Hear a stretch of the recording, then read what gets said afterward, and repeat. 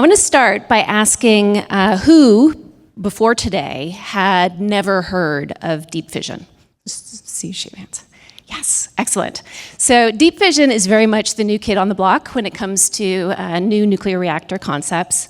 And we'll go into it today along with some of the history, and I hope by the end you'll come up with one of two conclusions. So conclusion number one is this is insane, Liz is crazy, her whole company is insane, I don't understand this, but it's unusual. Option number two is this is super cool, and I'm really excited about Deep Fission. So before I get into Deep Fission itself, I want to start with a bit of a personal history. So I grew up in a family where nuclear power was welcomed. My father was a professor of nuclear physics at UC Berkeley. His closest friend and mentor was Luis Alvarez of the Manhattan Project, who's like a grandfather to me. So I grew up surrounded by nuclear experts. I also grew up in Berkeley, which is not known for being pro-nuclear. In fact, I remember in the 80s when we became a nuclear-free zone, and everybody was cheering. The teachers were cheering, the students were cheering, all of my friends were cheering. And what I learned is that nuclear is controversial. And so even though my family may be very supportive of nuclear power, this is not something I want to talk about with people because most people, apparently, are anti-nuclear. Then I moved to France in my 20s. I lived most of my 20s in France, where it was the opposite. Nuclear power was not controversial at all. In fact, everybody I asked about nuclear power was so supportive of it that they sort of looked at me like I was an idiot for even asking them the question. When I moved back to the US, my question was, well, why aren't we doing more with nuclear power? What are the barriers to nuclear power in the United States? And the issues that were raised were really two. One was cost. Nuclear power is just too expensive. It can't compete with alternatives. I thought a lot about that, and my thinking on nuclear power, let me actually go to my next slide.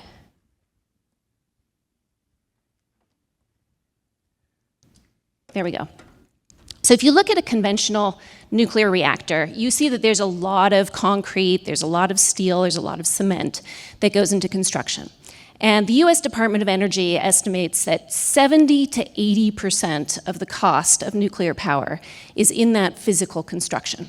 So I said, okay, well, let's think about physical construction. Let's think about what we can do to drive down the cost of nuclear power. And I came up with nothing. No ideas. So I said, okay, well, let's look at the other thing that's holding back nuclear power, and that is the unsolved nuclear waste problem. Okay, well, that's an interesting one. There hasn't been a lot of innovation when it comes to nuclear waste disposal. Maybe we can do something there. And so I actually started a business, Deep Isolation, with my father. So he and I are co-founders of that business, story for another day, about doing nuclear waste disposal using boreholes. So the oil and gas industry has gotten very, very good at drilling a mile deep boreholes that you can put things in, you can retrieve them if you need to, surrounded by billions of tons of rock. This seemed like a very smart place to put nuclear waste if it needs to go to disposal. One of the things we had to look at as part of Deep Isolation was what could go wrong. And one of the scenarios was, what if accidentally, instead of putting spent fuel a mile underground, you put fresh fuel a mile underground? So we did the calculations, and there was no criticality risk, but of course, my father, the nuclear physicist that he did, said, ha ha ha, can I make it go critical? And he managed to come up with a design in which he made a nuclear fuel assembly, not quite your typical nuclear fuel assembly, but it was a nuclear fuel assembly, and it could go critical a mile underground. And he came to me and he said, Liz, look what I did, isn't this cool? And my reaction was, wait a second, this is more than cool. You might have just figured out a way to get rid of 70 to 80% of the cost of nuclear power. And the reason for this is there's no construction in a borehole a mile underground. You have natural containment in the billions of tons of rock that is surrounding your borehole. You have 160 atmospheres of pressure if you're in a borehole that is filled with water. Now that one was just lucky.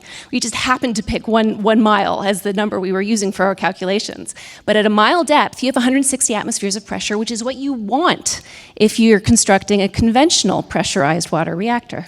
So here we are with this insane, crazy idea that might just succeed in taking 70 to 80% of the cost out of nuclear power. And that was the beginning of what is now called Deep Fission. We have complete independence from deep isolation. So deep isolation is still continuing, and Rod Balzer is now the CEO. But Deep Fission is the newest of the new advanced reactor concepts. We're only about 6 months out of stealth mode. So we're taking the cost out instead of by looking at advanced designs by going a mile underground, taking advantage of free pressure, natural containment, and this is a big one, we're able to use the existing supply chain. So standard pressurized water, assemblies, LEU fuel, 5%. We could go higher, but we certainly don't need to. And then as bonuses, protection from natural disasters, very hard to imagine proliferation risk, and lower likelihood of costly accidents and lower impact if there is something that happens.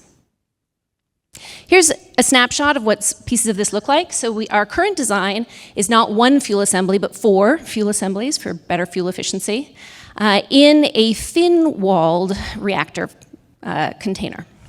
So above that is a steam generator. And the borehole size is a standard borehole size. It is 30 inches, which is large. If you go down a mile, that is a large borehole, but we have spoken to multiple drilling companies who are comfortable drilling and even giving us quotes in that realm. The steam generator is different. It's going to be very long and very skinny. But when it comes to new technologies, steam generators have been around for a really long time, and coming up with a design that is long and skinny is just not that hard. Time frame, drilling. The quotes that we've gotten are on the order of about 21 days to drill a borehole. Now, we're probably going to want more than one. Maybe we want to put a little bit of buffer in there, but we're looking at 3 to 4 weeks in order to drill the holes that we're going to need for our reactors. Then we're looking at 8 to 10 weeks, probably for installation, the reactor and the reactor vessel, the steam generator on top of it, and then 6 to 8 weeks for commissioning, attaching to either our customer or the grid. We're looking at a number of different implementation sizes.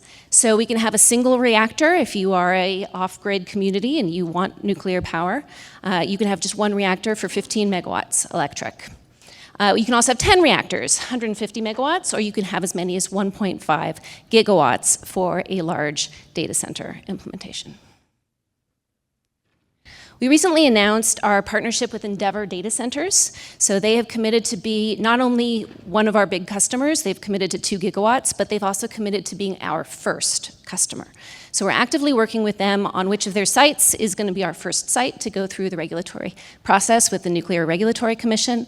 And the plan is to submit our license application together with Endeavor in the fall of next year with the goal of getting approval by the fall of 2028 and being commercially operating in 2029. I should mention we're also actively talking to additional customers. So if you're interested, please come find me or Jen, who's right here. Maybe stand up, Jen. And Brian. Is Brian here somewhere? Brian. So come talk to any of us if you're interested in any of this. And I'll stop there. Thank you. I think we have time for a few questions. And Stephen Dolly with S&P Global. Okay, feedback time. Retrievability, is there a scenario for retrieval if something goes wrong, or if you want to reuse the fuel, or all scenarios if something goes wrong, it's just sealed as in situ de facto disposal, or how does that play out? Yeah, great question. So with deep isolation, we have proven that you can retrieve things from boreholes. So we've put things in boreholes, we've pulled them out again, we've done various tests of boreholes. So it is retrievable, but our expectation is that the life of the reactor is only going to be a couple of years, at least for the first implementation with 4 fuel assemblies. And so the expectation is we will not retrieve it. We will not need to do maintenance if it's only for 2 years, of course, to be confirmed with the regulator. And then at the end of 2 years, we will lower it deeper into the borehole for safe storage. Now, if we wanted to retrieve it at the end, if someone wants the waste or the We could, so that is an option, but it is not our expectation. I have a question here, up front. I can't see you. Yes, great. Amazing. I assume this is patented, this idea, correct? So what's the cost of this per megawatt? Yeah, so the cost is low. I mean, is very low. The number that we are talking about publicly is 5 to 7 cents per kilowatt hour, and that's for the first of a kind. Now, the reason I'm willing to say that is because you all can go do your own back of the envelope calculations, and you can figure out how much a borehole is likely to cost. It's not that hard. There's probably people in this room who could drill it for you. You can figure out how much the fuel is going to cost. That is our biggest expense. So those two together are our biggest expenses. And then, of course, there's unknowns around the cost of the fuel, right? If the fuel price goes up, then that's going to cost more. And then the biggest unknown or the biggest uncertainty, I think, is the level of nuclear quality assurance that we're going to require. So if there is no safety implications of something going wrong, then we would like to believe that a lower level of quality assurance is acceptable. Thank you for that. Is there any site specificity for these?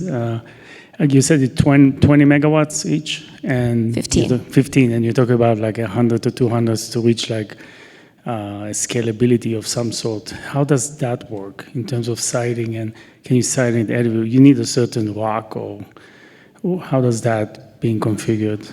Yeah. So the rock type is fairly flexible within certain parameters. So we're based this more on economic considerations than geologic considerations. We're able to, again, draw on the work that Deep Isolation has done in terms of various different rock types.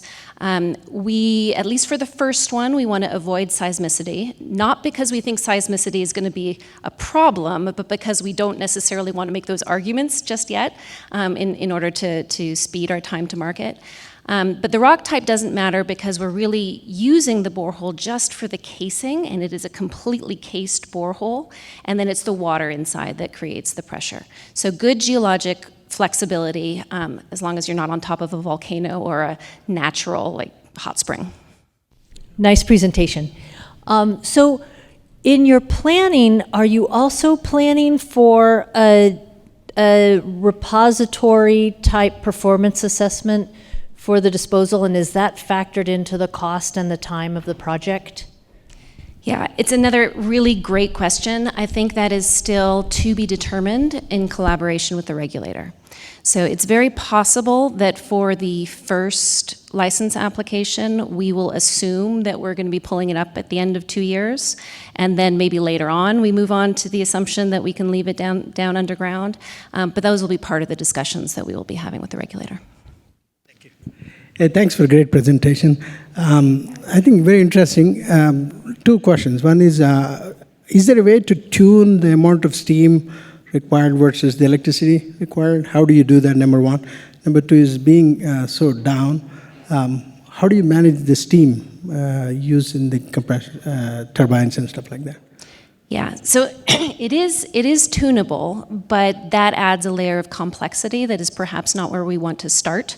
So we are thinking of the initial, let's see if I can go back here. Yeah, there, that one. So we are thinking about this as a modular system. So each of those is actually 5 boreholes. So we have 10 reactors here. You can see that the space in the buildings are the turbines here. So we like to think of it as modular by adding additional holes rather than tuning the amount of steam that you get up. Now, of course, you could also tune the amount of steam. We're just trying to leave that for a later date when we've already worked through many of the other issues. Yeah.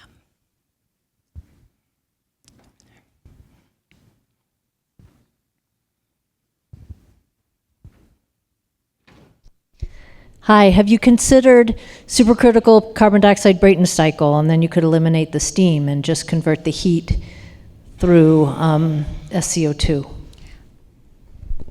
It's one of the issues that our engineers are thinking about, yeah. Yeah, I should also mention, I think the second half of your question is that the steam will be generated at depth. So just like with geothermal, the steam will shoot to the surface, and on the surface you have the turbines.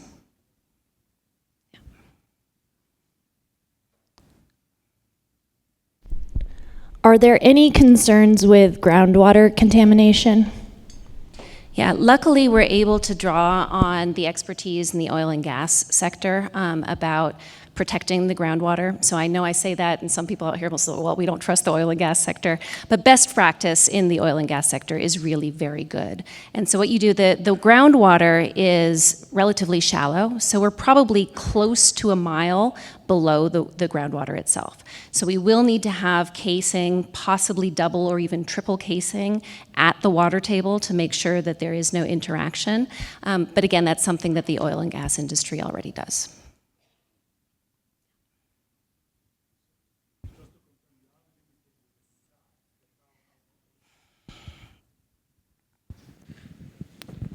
It is power limited at this tens of megawatts, right?